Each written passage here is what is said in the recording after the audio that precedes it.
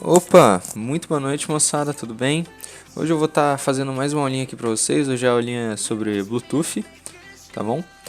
Vamos começar aqui. Vou tentar ser bem breve. Começar falando um pouquinho da história do Bluetooth. O Bluetooth surgiu na década de 1990, no fim da década. Ele começou a ser feito, né, ser desenvolvido no começo dessa década e teve um desenvolvimento muito longo até o seu primeiro protocolo oficial, tá bom? É um protocolo de comunicação sem fio. Ele começou com a empresa Ericsson, mas ele foi o resultado final dele foi um esforço da Ericsson com várias empresas, por isso que a gente tem Intel aqui, por exemplo, e teve outras empresas também envolvidas nesse processo, que tinham o objetivo de padronizar as comunicações sem fio. Muitas das empresas nessa época elas tinham um protocolo de comunicação sem fio para os seus aparelhos, mas não era padronizado, e como até hoje você vai ter no seu computador, na sua casa, vários equipamentos de várias empresas diferentes, era importante que houvesse um protocolo padronizado e confiável que todas as empresas pudessem utilizar para que seus dispositivos pudessem se comunicar sem fio. E dessa forma surgiu o Bluetooth para unificar as comunicações sem fio que essas empresas estavam desenvolvendo. Nesse contexto a gente fala, por que chama Bluetooth, né? Por que tem esse nome engraçado de dente azul? Bom, isso é por causa desse cara aqui, o Harald Bluetooth, que era um rei nórdico aqui dos anos 911 a 985, então é bem velho. E ele foi um rei que unificou as tribos nórdicas na época. Ele teve essa ideia de unificar tudo da união, e por isso que ele foi homenageado, né? Reza-se a lenda que um dos caras lá da Suécia que desenvolveu o Bluetooth, ele estava lendo um livro sobre esse rei na época, ou ele estava estudando alguma coisa de história, e daí, como homenagem à unificação dos povos, ele quis trazer essa ideia de unificação das tecnologias para o Bluetooth.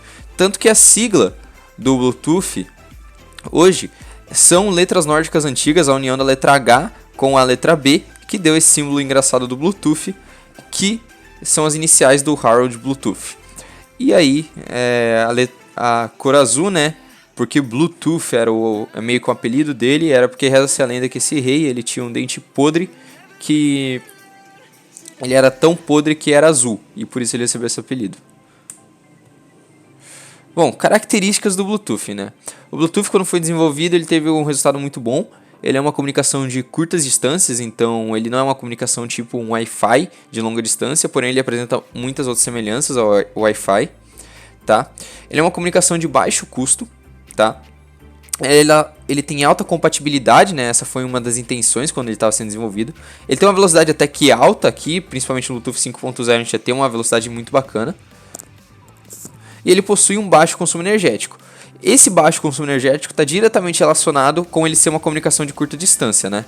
Então, quando você gasta menos energia, porém você tem uma comunicação bem padronizada, mas ela não vai tão longe assim.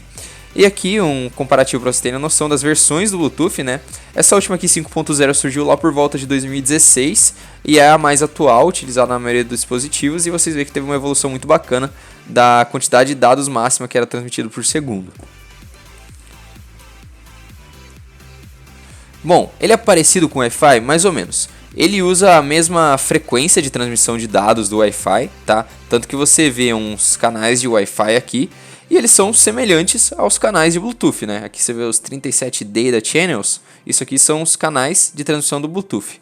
Como ele transmite menos dados por segundo do que o Wi-Fi, né? Que essa banda larga aqui, significa que pode transmitir muitos dados. Bandas curtas, como esses picos do Bluetooth, são que o protocolo consegue transmitir menos dados, certo?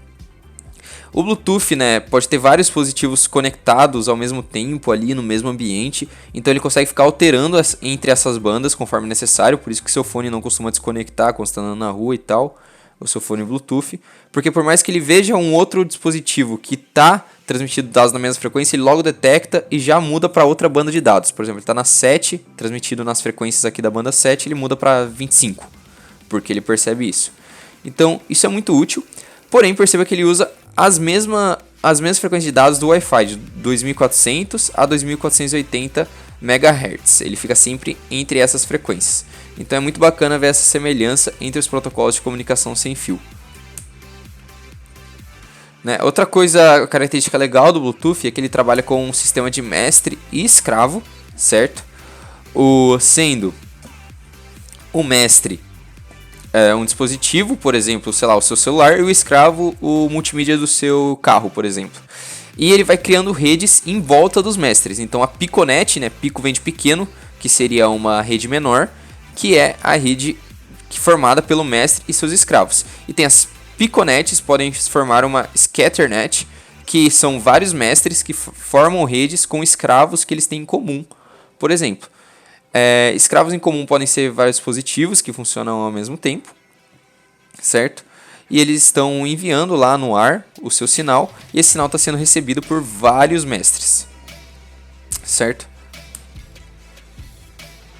Bom, nesse contexto surgiu o Bluetooth Low Energy também, que é uma variação do Bluetooth que usa menos energia ainda, tem um consumo de corrente ainda menor, que é ideal para aplicações onde portáteis, né, wearables, por exemplo, uma pulseira wearable, ou até mesmo no que a gente gosta muito de usar, que seria no nosso carro, que são os sensores de pressão na linha de freio, que logo eu vou estar mostrando para vocês também, certo? Então é muito importante que sensores como esse, como eles vão durar bastante tempo dentro da roda e eles têm que enviar um dado, eles sejam sensores de pouca energia, que tenha pouco gasto energético.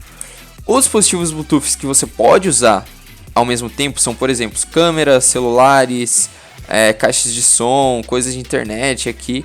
Tudo isso pode estar conectado a um mestre só por meio do Bluetooth. Uma pergunta que você pode pensar de vez em quando é, sei lá, por que eu não consigo conectar no meu celular ao mesmo tempo duas caixas de som JBL, por exemplo? Isso acontece porque, nesse caso, as caixas de som, muitas vezes, elas estão sempre configuradas para ter um endereço de Bluetooth padrão para o seu celular, para elas estarem no mesmo canal, por exemplo. Então, o seu celular está usando o mesmo canal para uma caixa Bluetooth. E dessa forma, você não libera aquele canal para ter uma conexão com uma caixa nova. Você tem que sair daquela conexão da caixa de som antiga e ir para a nova para conseguir usar. E por isso você não consegue usar elas ao mesmo tempo, porque o seu celular vai estar transmitindo o som em um canal só, entende? Bom, agora mostrar um pouquinho da programação aqui do nosso TPMS, que é esse sensor que vai na roda aqui. Então é um pouco interessante de ver, né? Vou dar uma explicada. Ele começa aqui criando uma variável, né, para que você tenha o Bluetooth. Ele dá um jeito de pesquisar o dispositivo Bluetooth no nosso microcontrolador ESP. Ele vai estar pesquisando o que está disponível na rede Bluetooth, o que pode ser acessado. Então, no momento que ele encontra alguma coisa, ele vai estar vendo o que ele encontrou e vai estar comparando com esse dado aqui, que é o endereço do TPMS que eu estou procurando. Então, eu vejo o endereço do sensor, falo para o meu ESP, eu quero achar esse endereço toda vez que você ligar. Então, ele procura esse endereço, procura esse endereço, procura esse endereço. Achou esse endereço? Aí, o que ele vai fazer? Vai conectar e vai pegar o dado que esse dispositivo está falando para mim. Então, é assim que funciona o Bluetooth na hora que a gente está programando, né? Esse código também vai estar upado lá no meio das coisas. E também eu vou estar upando um estudo sobre Bluetooth que o pessoal aí da faculdade acabou fazendo, que é muito interessante, mostra os detalhes melhores e também a atividade aí que tem para fazer do onboard. É isso, pessoal. Muito obrigado e bons estudos.